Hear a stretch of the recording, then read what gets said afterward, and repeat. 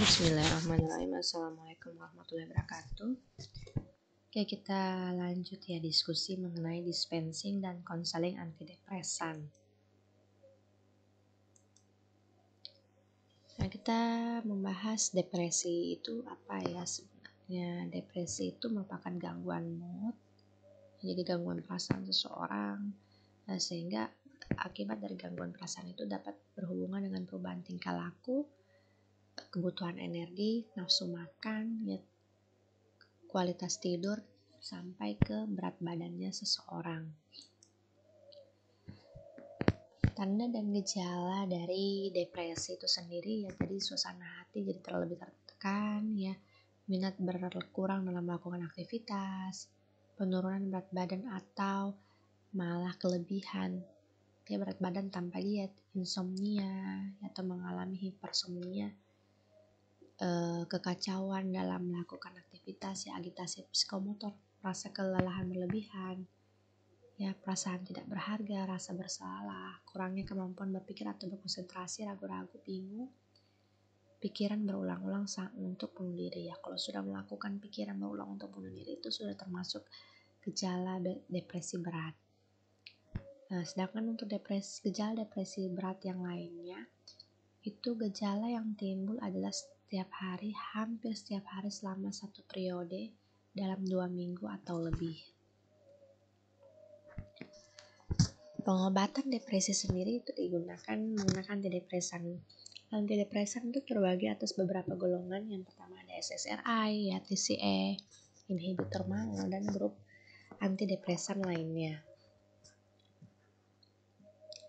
Jadi untuk memilih antidepresan itu sendiri jadi sesuai dengan tujuan individunya, ya, dan itu tujuan individunya apa, ya, penggunaannya. Dan yang kedua kita melihat algoritma terapinya, yaitu sudah kalian belajar di farmakoterapi 2. Tujuan juga menggunakan antidepresan mengatur episode depresi, ya, terutama depresi berat atau depresi disertai kegelisahan.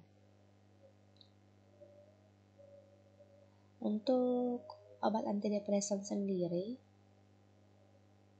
ya, dengan psikoterapi itu dapat digunakan golongan yang SSRI, ya, untuk mengobati depresi dengan gangguan obsesif kompulsif. Obsesif kompulsif itu seperti perilaku berulang, ya, yang dilakukan seseorang dalam kesehariannya, ya, perilaku berulang tapi yang dia lakukan itu tampak ketidaksadarannya, dia lakukan terus menerus, tapi padahal perilaku yang dilakukan berulang itu tanpa keinginannya untuk melakukannya, ya, seperti ketika dia ingin menutup pintu, ya, dia sudah keluar dari rumah, dia ternyata dia berpikir kembali apakah saya sudah menutup pintu atau belum, ya, itu dia lakukan terus berulang, ya, jadi tanpa keinginannya dia seperti merasa lupa, ya, dia telah menutup pintu atau belum. Manajemen antidepresan, ya, terbagi atas 3. Yang pertama, terapi pada fase akut, ya, ini 6-8 minggu pada dosis terapi penuh dengan tujuan mengurangi dan menghilangkan gejala. Yang kedua, fase lanjutan, ya, di sini terapi selama 4-9 bulan berikutnya. Di sini tujuannya untuk mencegah kekambuhan dan kembali gejala depresi. Yang ketiga itu fase pemeliharaan. Di sini terbagi atas 2 kategori. Yang pertama untuk pasien yang dirawat 3 atau lebih episode depresi. Ya, di sini terutama dengan sudah riwayat yang berulang, ya, tentunya, ya, dengan tujuan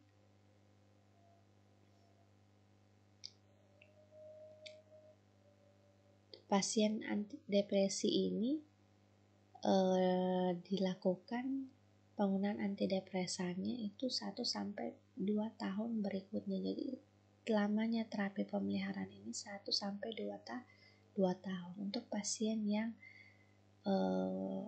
dengan riwayat 2 atau lebih episode kejadiannya, ya, ini diobati seumur hidup, ya. Tapi 2 episodenya ini terjadi selama 5 tahun dengan riwayat dia kekambuhan 2 atau lebih episode.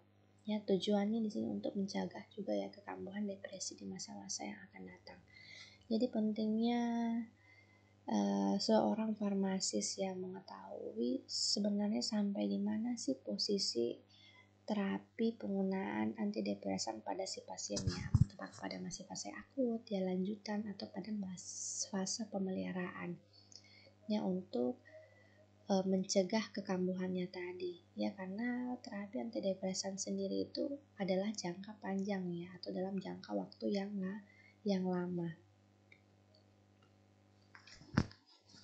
Efek sampingnya atau adverse drug reaction pada antidepresan yang pertama itu TCA. TCA di sini ada amitriptilin, ya, clomipramin, imipramin, nortriptilin.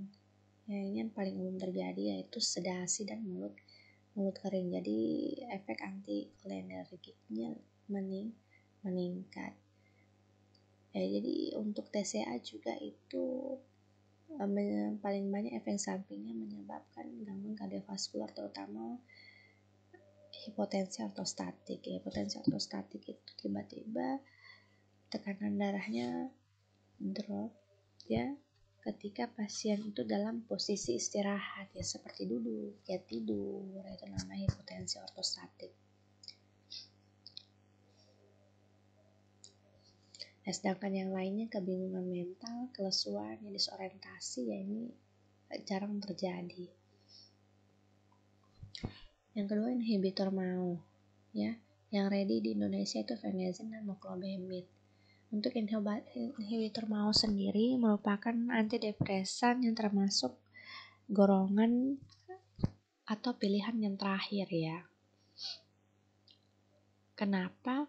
Karena inhibitor MAO sendiri ini paling banyak efek sampingnya yang paling umum terjadi yaitu hipotensi ortostatik, ya, yaitu gangguan kardiovaskular. Kenapa juga dia termasuk lini terakhir? Dia efek samping yang paling potensi juga terjadi yaitu pasien akan mengalami krisis hipertensi, karena inhibitor MAO itu paling banyak berinteraksi makanan yang mengandung tiramin. Nah, di sini adalah makanan yang harus dihindari karena berinteraksi dengan inhibitor MAO. Ya, ada keju, ya, jadi ada yogurt, daging, ya, ini adalah makanan-makanan yang mengandung tiramin. Ada alkohol, kopi, daging fermentasi, Coca-Cola, ya, atau makanan-makanan yang mengandung kafein. Ya, ada coklat, ini juga mengandung kafein, ya. Ternyata juga buah dan sayur, ya, ada alpukat, banana, ya, saus kedelai, ya, kol. Ya, jadi di sini adalah makanan-makanan yang mengandung tiramin yang harus dihindari oleh pasien yang menggunakan inhibitor MAO. Ya, jadi ini adalah yang perlu juga diperhatikan, ya, pada pasien depresi yang menggunakan inhibitor MAO untuk mengamati simptom awal yang mengalami krisis hipertensi, yaitu sakit kepala diikuti dengan kaku atau sakit leher, mual, muntah, berkeringat, ya. Ini adalah gejala-gejala krisis hipertensi. Jadi pengatasannya itu tentunya perlu dilakukan treatment antihipertensi. Nah, untuk gejala beratnya, krisis hipertensi itu bisa mengalami stroke dan kematian.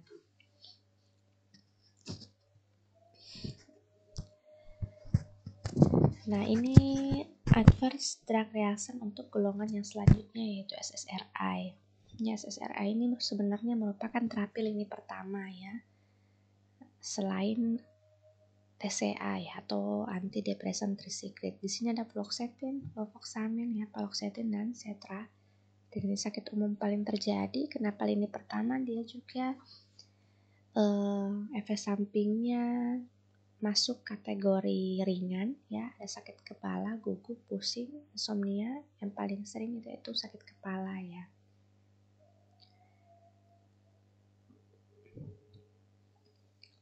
Sedangkan grup yang lain itu ada venlafaxine, SNRI ya, serotonin norepinefrin reuptake inhibitor, ada trazodone dan bupropion ya. Di sini juga jadi tergantung dengan tujuannya ya. Ini pemilihan antidepresan. Tentunya grup yang lain ini diberikan ketika golongan-golongan antidepresan yang lain itu tidak poten ya, atau mengalami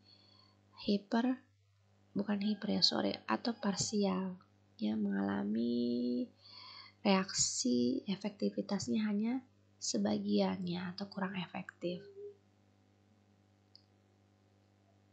Di sini efek samping yang paling sering terjadi untuk bupropion itu ada agitasi, ya, mulut kering, ya, berat badannya turun secara berlebihan, kejang. Ya, di sini ketika diberikan bersama dengan fluoxetine bisa menambah ya sakit kepalanya, hipermania atau hipomania malah ya, kantuk, kelainan kulit ya. Ini untuk grup efek samping kelompok ya atau golongan antidepresan yang lain. Ada marah, anemia, ya ini priapisme, mual dan muntah. Kontraindikasi ya, perhatian dan interaksi untuk TCA sendiri ini persensitivitas ya, doxepin untuk TCA pada pasien glaukoma atau pasien yang mengalami retensi urin, ini untuk kontraindikasikan. Nah, untuk penggunaan pasien yang menggunakan TCA tidak boleh diberikan dalam waktu 14 hari inhibitor MAO, terutama pada pasien dengan infak miokard. Untuk keamanannya pada ibu hamil ya, kategorinya C kecuali imipramine. Ya, imipramine ini ya satu-satunya TCA yang kategorinya kehamilannya B. Nah, untuk keamanannya tapi selama yang lainnya ini ya, keamanannya sendiri kehamilan pemeriksa dan menyusui. Untuk perhatian ini perlu diperhatikan tentunya ini ya pada pasien penyakit kardiovaskular, gangguan kedip pada angina ya, takikardi ya, ini untuk glaukoma ya perlu juga dilakukan hati-hati ya, karena untuk TCA sendiri itu efek samping paling umum terjadi itu gangguan kardiovaskular. Interaksi obat ya, dia tidak boleh digunakan bersama-sama dengan inhibitor MAO ya, meningkatkan riwayat hipertensi ya, karena sama-sama memiliki efek samping gangguan kardiovaskular. Nah, untuk pergantian obat ya harus diberi jeda minimal 2 minggu sebelum pergantian obat ya. Ini bukan hanya berlaku pergantian atau switching pada TCA ya, tapi antidepresan juga yang lain. Digunakan bersama antihipertensi ya, efek antihipertensi bisa menurun atau kurang efektif. Untuk ticagrelor risiko pendarahan meningkat. Penggunaan bersama dengan adrenergik ya, ini dapat meningkatkan efek samping kardiovaskular. Juga dengan clonidine ya, ini termasuk obat-obat adrenergik.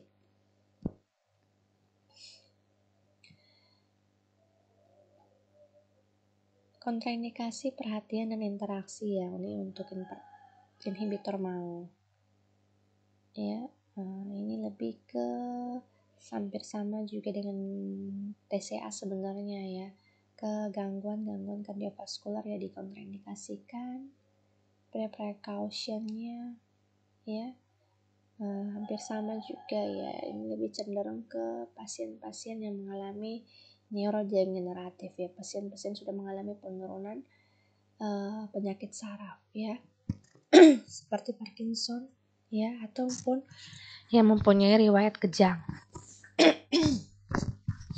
Interaksi obatnya, makan yang mengandung teramin, ya. Pasien yang sedang menjalani sebelum atau sesudah operasi, ya. Memang pasien yang mempunyai riwayat konsumsi opiat atau narkoba, nah ini bisa menyebabkan reaksi yang merugikan, ya, atau memperparah efek samping yang lain. Ya, bisa menyebabkan hipertensi atau hipotensi, koma, bahkan kematian. Penggunaan bersamaan diuretik diazid dapat menyebabkan hipotensi berlebihan. Ya, ini hampir sama juga dengan TCA, ya. Ternyata bersamaan dengan adrenergik bisa menyebabkan krisis hipertensi.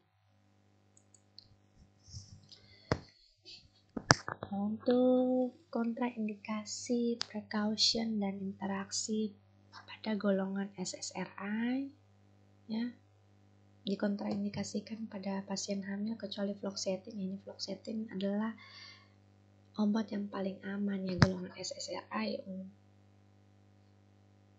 pada ibu hamil. Nah, precautionnya DM, ya, diabetes, menyusui, ya. Jadi ini perlu hati-hati juga, ya, meskipun aman pada ibu hamil, hati-hati pada ibu menyusui karena fluoxetine juga itu dapat diekskresikan melalui air susu ibu. Interaksi obat, ya, jadi penggunaan inhibitor mau harus dihentikan 2 minggu sebelum pemberian SSRI. Ya, untuk switching, ya, penggunaan switching atau pergantian obat itu bukan sebenarnya hanya mau saja, ya, dengan SSRI, itu berlaku untuk semua pergantian obat dari antidepresan yang satu dengan yang lain. Kenapa? Karena untuk mencegah yang namanya kekambuhan kembali atau sindrom abstinensi, ya, gejala kekambuhan obat. Digunakan bersama dengan TCA bisa toksik, ya, sama karena mekanisme kerjanya hampir sama, ya. Bisa menyebabkan penyakit-penyakit neurodegeneratif, ya. Sertralin nama inhibitor mau, ya, bisa menyebabkan reaksi fatal. Sertralin dengan simetidin, ya, tekanan darah bisa meningkat, ya, merokok. Nah, ini ternyata perlu juga diwanti-wanti, ya, pada pasien yang mempunyai riwayat merokok. Ini dapat menurunkan efektivitas dari fluoxetine, ya. Nah, untuk fluoxetine tambah lithium, ya, ini lithium juga salah satu obat antidepresan pada gangguan bipolar, ya, ini dapat meningkatkan kadar lithium. Jadi, ya, perlu diperhatikan, ya, ketika pasienmu itu menggunakan lebih dari satu antidepresan, ya, karena rata-rata itu bisa menyebabkan interaksi. Jadi perlu diperhatikan, ya, atau monitoring pada saat menggunakan lebih dari satu antidepresan.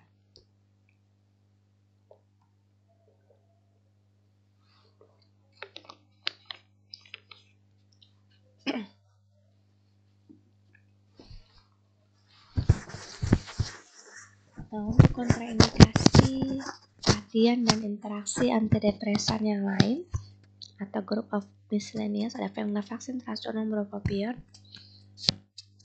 Ini yang paling aman di sini. Untuk grup yang lainnya adalah bupropion dan meprotilin.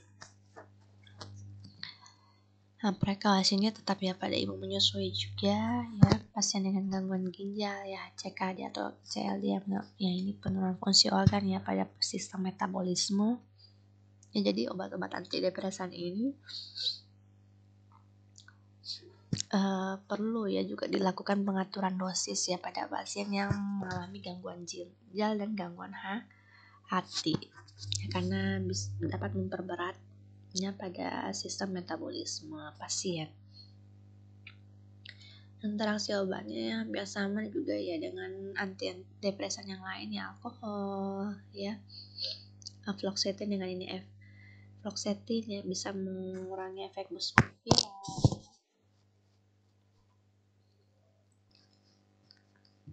Erythromycin, ya, ini dengan penggunaan antibiotik, Ya ternyata ada beberapa interaksi dengan antibiotik seperti erythromycin, trakinazol ini dapat meningkatkan kadar buspirone di dalam tubuh. Jadi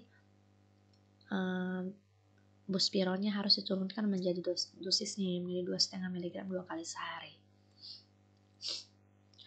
Inhibitor MAO atau cimetidine ya ini dapat meningkatkan kadar venlafaxine dalam darah ya. Jadi ini ada beberapa interaksi yang perlu kalian perhatikan ketika pasienmu itu menggunakan bersamaan dengan obat-obat ini ya.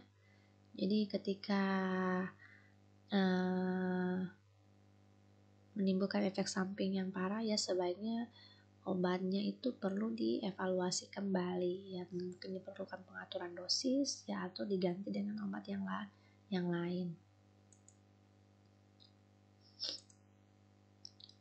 Apa saja yang perlu kalian asesmen ya sebelum obat diberikan kepada pasien ya, tentunya kalian harus melihat ya riwayat medis lengkap seperti penggunaan obat dan riwayat gejala depresinya itu pasien itu mengalami tanda dan gejala seperti apa ya, tentunya dengan melihat status mental pasien untuk menilai derajat depresinya seberapa parah atau tidak ya, seperti perasaan cemas ya, tidak berharga ya, ini yang kalian amati adalah tanda atau perasaan subjektif yang dialami oleh si pasien. Nah, tentunya untuk menilai seberapa parahnya kalian perlu mendokumentasikan perasaan-perasaan subjektif pada pasien depresi ya, karena pada penyakit atau penderita pasien depresi ini tidak bisa dilihat dengan parameter-parameter yang numerik ya atau kuantitatif. Jadi kalian harus mencatat ya perasaan-perasaan subjektif secara detail yang dialami oleh si pasien. Nah, terutama juga kalian perlu melakukan wawancara ya terkait pemikiran untuk bunuh diri yang dialami oleh si pasien. Nah, yang ini selanjutnya setelah melakukan wawancara yang menggali potensi derajat depresi ya seperti bunuh diri ya, kalian juga harus melakukan pengukuran tanda-tanda vital termasuk berat badan itu untuk menilai efek samping terutama penggunaan TCA atau inhibitor MAO. Penggunaan obat pada kondisi khusus ya, ini pasien lansia ya atau geriatri ya, jadi SSRI ini termasuk pilihan pertama ya. Ini tadi ya SSRI itu efek sampingnya itu sangat ringan ya, jadi sangat aman lah untuk pasien lansia. Yang untuk TCA nah ini yang paling aman itu nortriptyline ya, desviramin ini ketika umpamanya pasien itu responnya parsial ya untuk menggunakan SSRI, yang kita bisa alternatif menggunakan TCA ya, ini yang aman untuk kategori lansia ya. Selain ketika SSRI TCA umpamanya tidak cocok atau responnya parsial, bisa menggunakan kelompok yang lain ya, ada trazodone ya, mevazodone atau bupropion, ini efek sampingnya relatif rendah.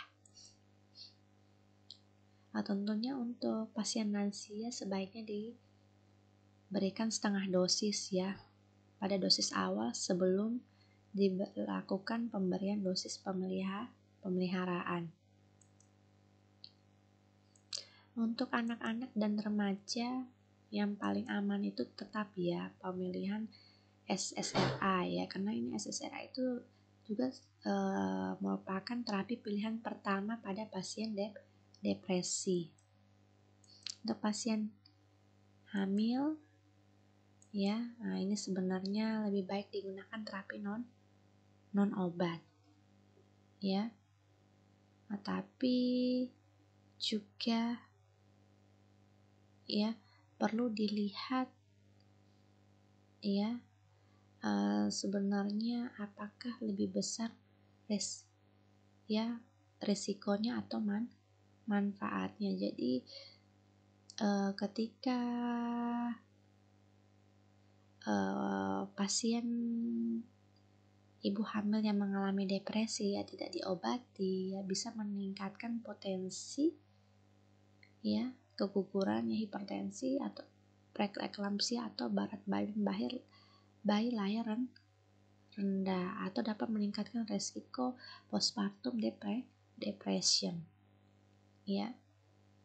Ketika ini juga dilihat ya derajat depresinya seperti apa ketika dia sudah masuk kategori sedang ya atau mau ada potensi melakukan bunuh diri ya sebaiknya tentunya depresinya harus diberikan terapi obat untuk mencegah resiko-resiko tadi. Jadi antidepresan pada wanita hamil apa ya tetap SSRI yang menjadi terapi pilihan utama ya. Di sini ada fluoxetine yang paling sering digunakan ya. Ketika juga mungkin fluoxetine responnya parsial bisa ganti ya atau ada pilihan yang lain. Di sini ada sertraline, paroxetine ya, citalopram. Nah, ini merupakan golongan SSRI yang lain. Ada juga golongan TCI ya. Di sini ada nortriptyline atau desipramin ya. Ini dikatakan kategorinya aman ya pada ibu hamil. Nah, untuk penggunaan atau penghentian obat ya, terutama TCA ya. Nah, ini juga perlu dilakukan tapering dosis ya sebelum melahirkan. Ya, karena bisa beresiko juga kepada bayinya ya atau calon bayi ya. Jadi perlu dilakukan tapering dosis terlebih dahulu, yaitu penurunan dosis secara perlahan-lahan untuk mencegah gejala putus obat atau sindrom abstinensi. Ya, kasus penghentian obat ya sebenarnya bukan pada ibu hamil juga yang menjelang melahirkan. Ya, sebaiknya juga itu perlu diperhatikan tapering dose pada pasien yang lain ya sebelum penghentian obat, yaitu tadi ya untuk mencegah gejala putus obat atau sindrom abstinensi. Nah, ini sudah kita belajar ya kemarin itu pada analgesik narkotik ya. Apa saja yang perlu kalian nilai ya pada saat pasienmu menggunakan antidepresan ya. Jadi parameter yang harus dipantau yaitu ya jadi gejala depresinya berkurang atau tidak ya, makanya pentingnya kalian mendokumentasikan perasaan-perasaan subjektif yang dialami oleh si pasien ya. Efek samping ya ini tentunya yang tergantung obatnya ya. Pasien yang lansia sebaiknya diperiksa EKG-nya terutama pas penggunaan antidepresan yang meningkatkan resiko gangguan kardiovaskular seperti TCA atau inhibitor MAO. Nah, perlu dilihat ya pantau atau masih atau tidaknya ya ide untuk bunuh diri ya, ini termasuk depresi berat ya.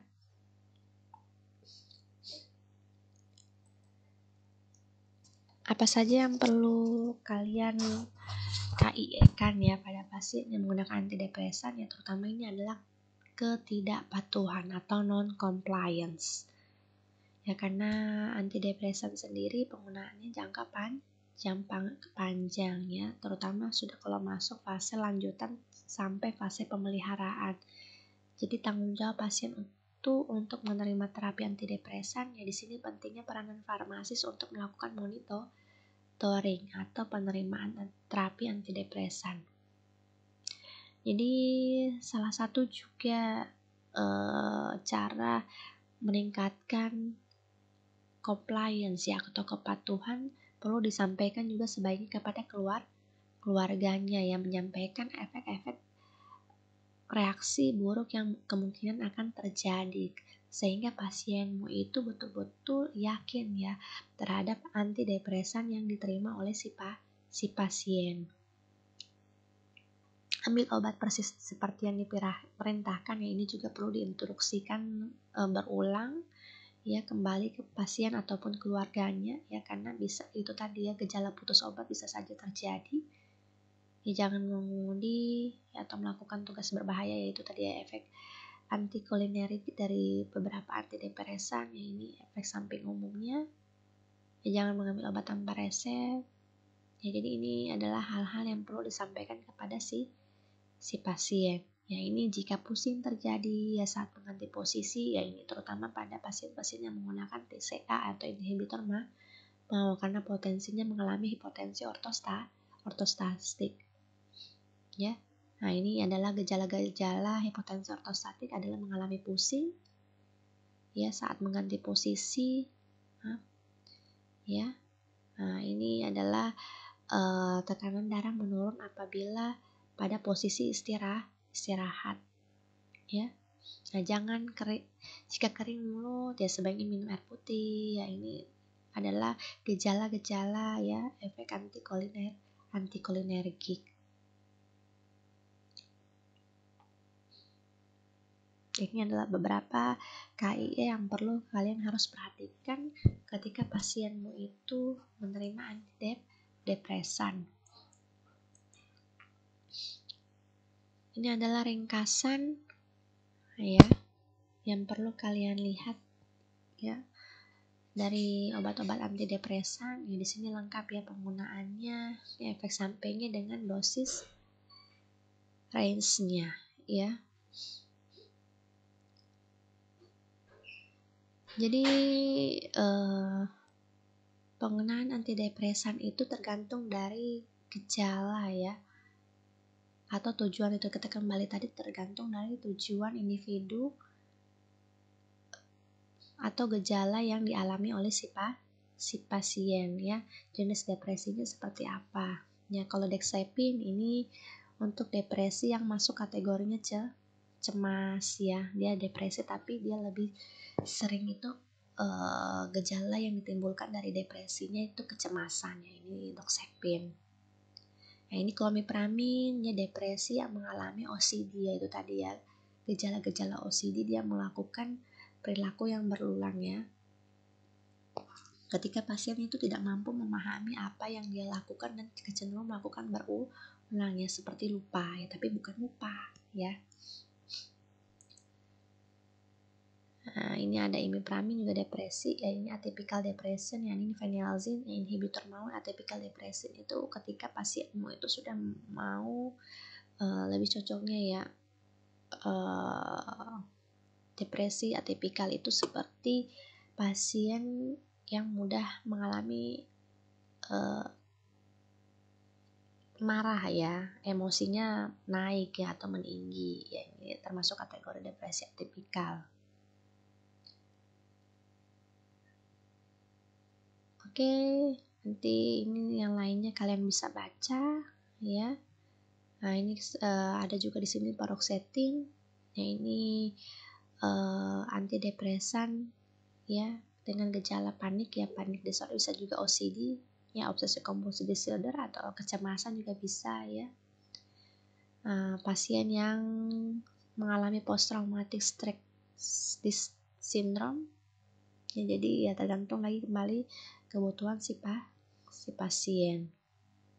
Yang untuk bupropion ya, ini ada sedikit menarik ya, ini bisa digunakan pada pasien yang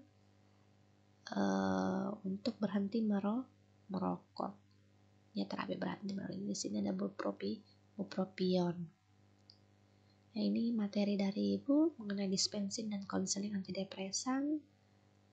Sekian, terima kasih. Wassalamualaikum warahmatullahi wabarakatuh.